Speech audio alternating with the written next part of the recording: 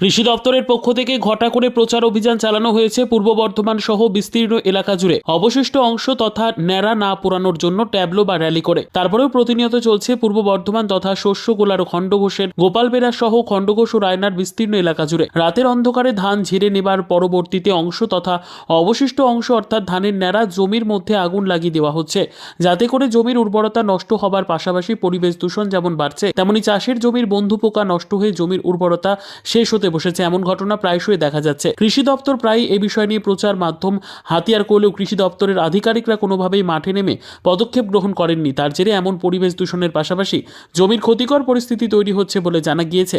এমনই চিত্র দেখা গেছে গতকাল সন্ধে নাগাদ খণ্ডঘোষের গোপালবেড়া সহ বিস্তীর্ণ এলাকা জুড়ে। আপনাদের চ্যানেলের মাধ্যমে যারা শুনছে, যেসব দর্শকরা আছেন তাদেরকে এবং আপনাদের চ্যানেলকে খণ্ডঘোষ পঞ্চায়েত সমিতির পক্ষ থেকে জানাই অভিনন্দন। আপনি যে প্রশ্নটা করেছেন এটা ধারাবাহিকভাবে আমাদের সরকারিভাবে প্রচার করা হচ্ছে এবং জনগণকে বোঝানো হচ্ছে যে এই নাড়া পুড়িয়ে দেওয়াটা হচ্ছে প্রচন্ড ক্ষতিকর, মাটির পক্ষেও ক্ষতিকর, পরিবেশের পক্ষেও ক্ষতিকর। এবং যারা পোড়াচ্ছেন তাদের উদ্দেশ্যে আবার বলছি, নাড়া পুড়িয়ে আপনি আনন্দ পাচ্ছেন কিন্তু আপনার নিজের জমির ক্ষতি করছেন এবং পরিবেশের ভারসাম্য বজায়ের ক্ষেত্রে অসুবিধা হচ্ছে। এবং যারা জমিতে এই থ্রেসারে ধান ঝাড়ছেন, কিছু কিছু চাষির দিকে বলছি, অনেক চাষি আছেন হাই টেনশন লাইনের নিচে, তাদের উদ্দেশ্যে বলবো জমিটা আপনার, ধানটাও আপনার, কিন্তু পরিবেশটা সকলের এবং বিদ্যুৎ সরবরাহ যেটা হয় সেটা সকলের জন্য। হাই টেনশন লাইনের নিচে অনেকে এই থ্রেসার রাখছে, কুটিগুলো উড়ে পড়ছে, আগুন ধরিয়ে দিচ্ছে, তাতে ক্ষতি হচ্ছে। সেই উদ্দেশ্যে বলবো যে দেখুন, পরিবেশের ভারসাম্য বজায় রাখতে হবে।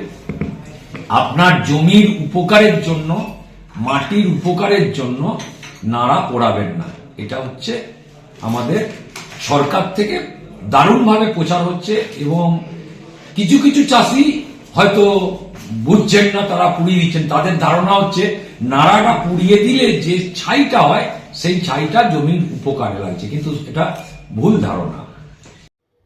Bureau report, PB news. Sun hospital, এখানে যে কোনো রকমের চিকিৎসার বিশ্বস্ত প্রতিষ্ঠান। খুবই কম খরচে বিশ্বমানের চিকিৎসা প্রদান করে থাকে।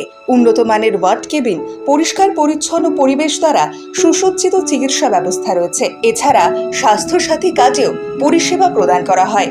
সুতরাং আজই যোগাযোগ করুন সান হসপিটালে। ঠিকানা GT road, Bhangakuthi, Bardhaman. Phone number মনে রাখবেন 9434188262 অথবা 83730954222।